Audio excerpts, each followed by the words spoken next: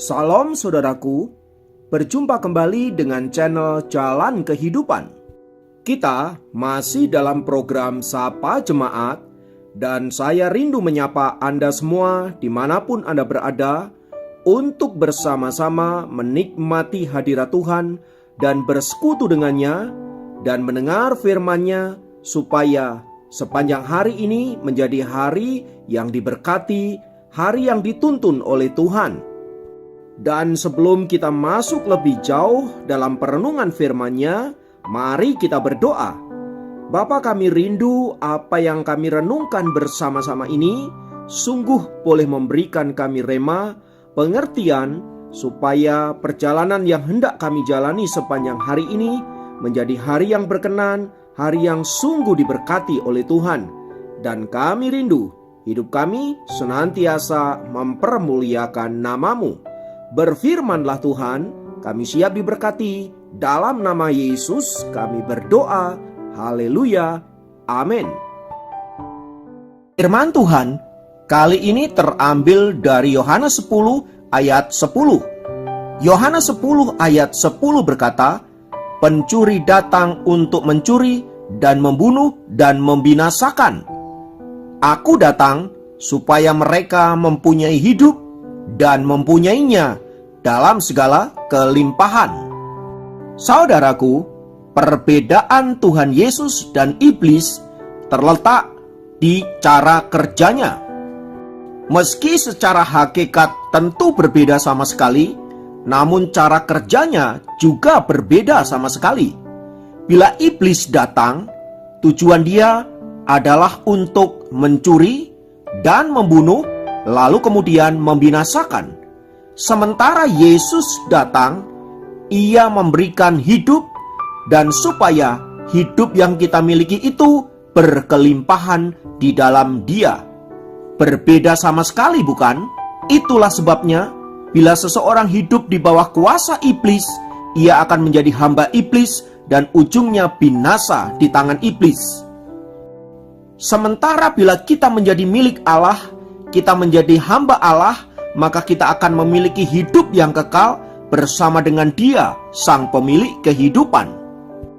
Maka hati-hatilah saudaraku, jangan sampai hidup kita ini dikuasai dan ditaklukkan oleh iblis, supaya jangan kita menjadi hambanya dan hidup di dalam lingkaran setan yang sangat menderita.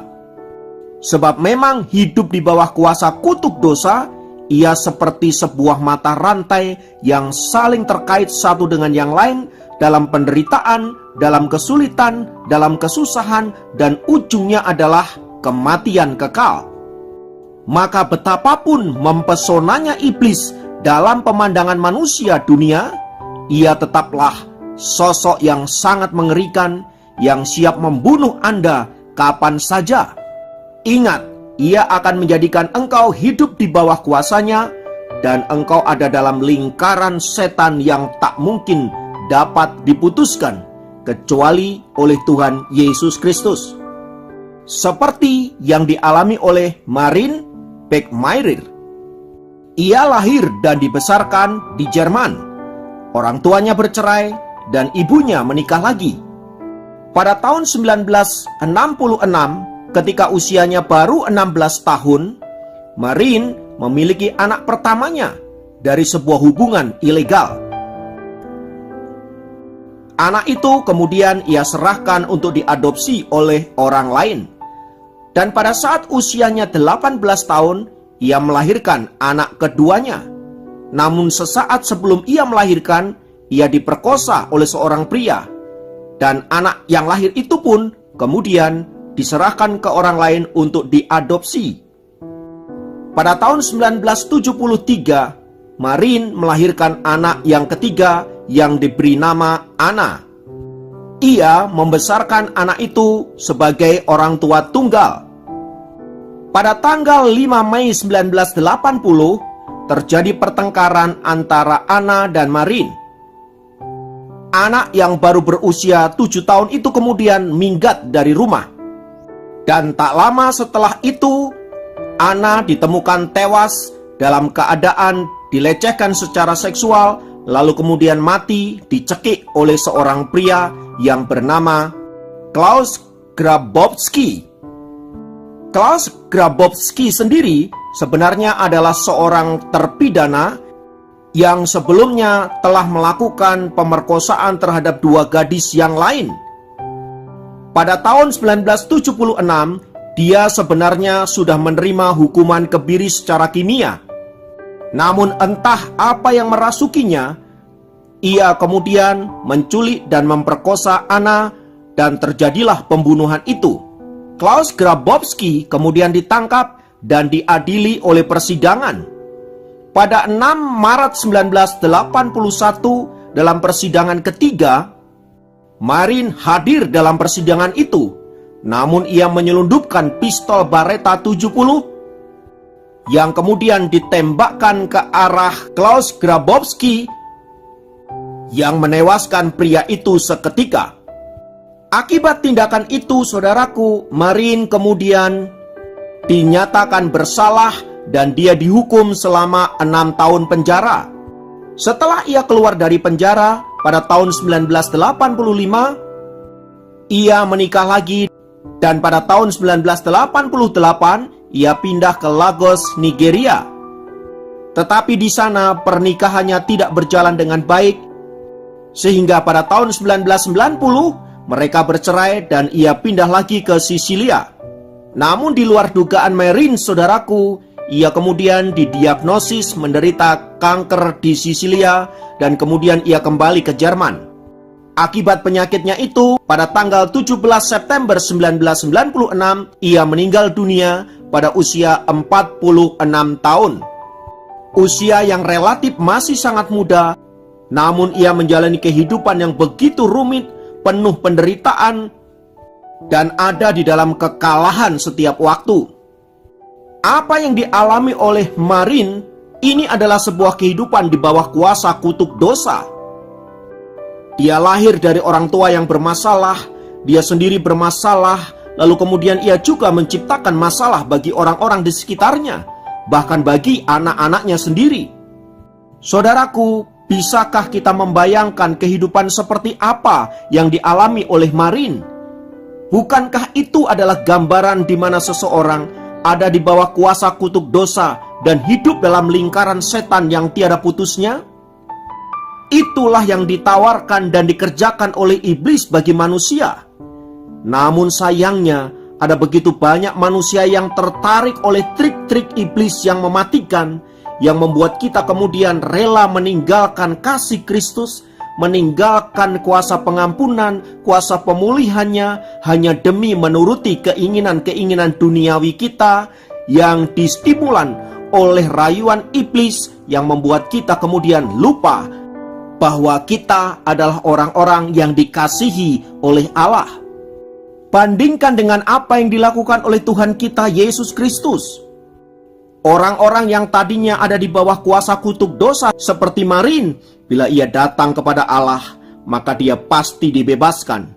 Dan ada begitu banyak jutaan orang yang hidup seperti Marin, tetapi dia datang kepada Tuhan dan hidupnya diubahkan sama sekali. Sebagai contoh, sebut saja Paulus.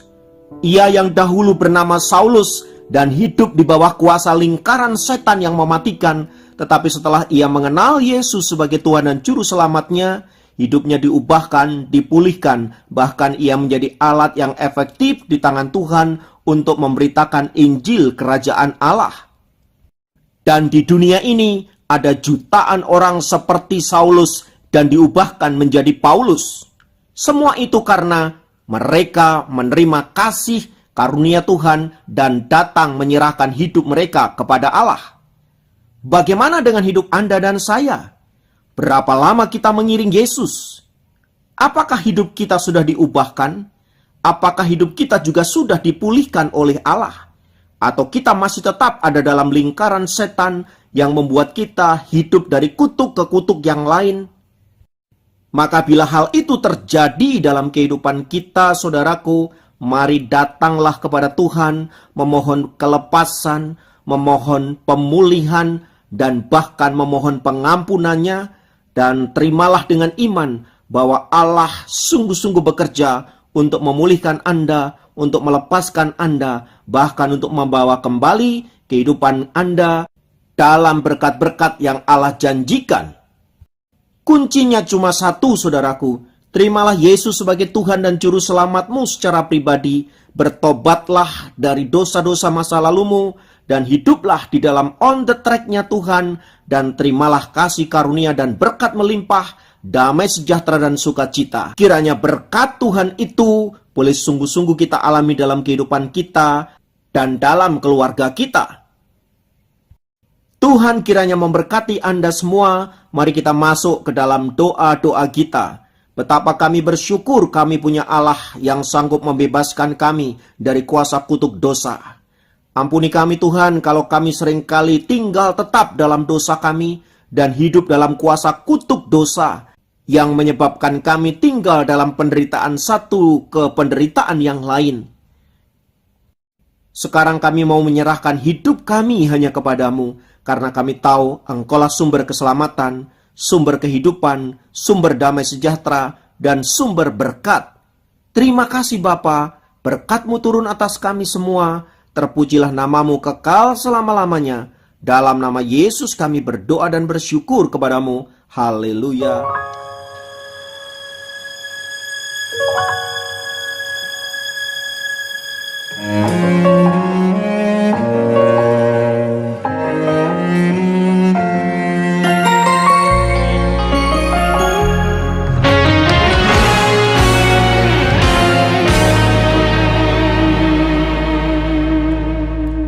Semusim berlalu, namun Kau selalu peliharaku.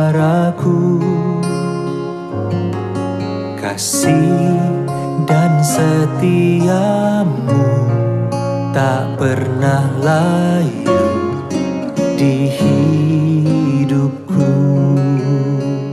Lebih luas dari samudra, kebaikan-Mu Bapa takkan habis di hidupku. Lebih tinggi dari cakrawala, tak terbatas kasih-Mu. Sungguh ku bersyukur.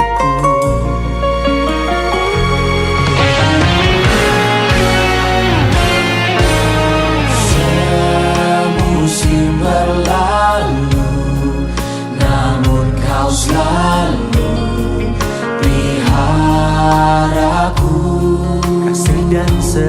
Kasih dan setiamu tak pernah layu di hidupku. Lebih luas dari samudra, kebaikan-Mu Bapa takkan habis di hidupku. Lebih tinggi dari cakrawala, tak terbatas kasih-Mu. Sungguh ku bersyukur.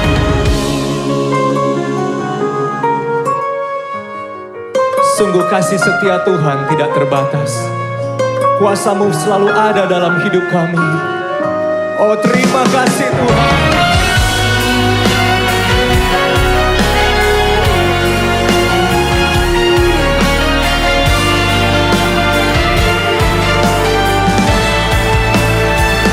Lebih luas dari samudra, kebaikan-Mu Bapa takkan habis di hidupku.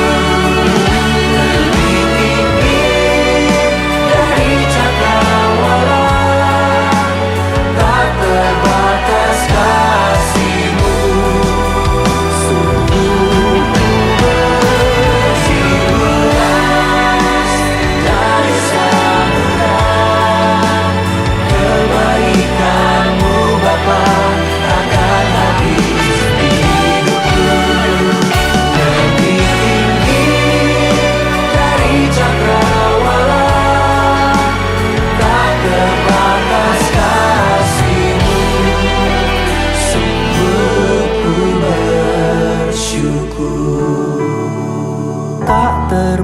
atas kasih-Mu, sungguh ku bersyukur.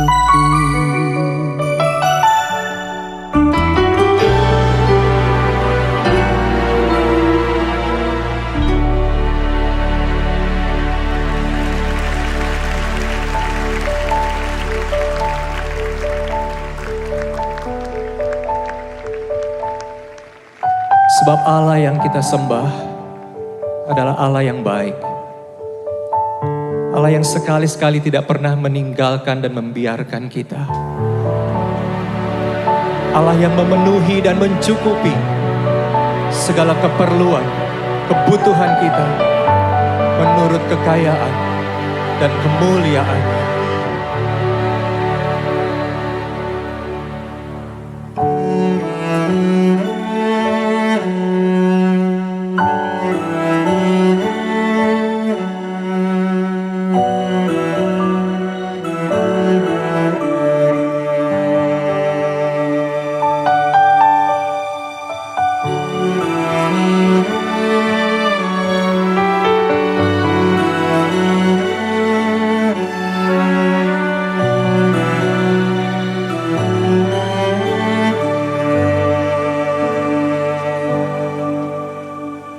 Tuhan penuhi kebutuhanku menurut kekayaan-Nya.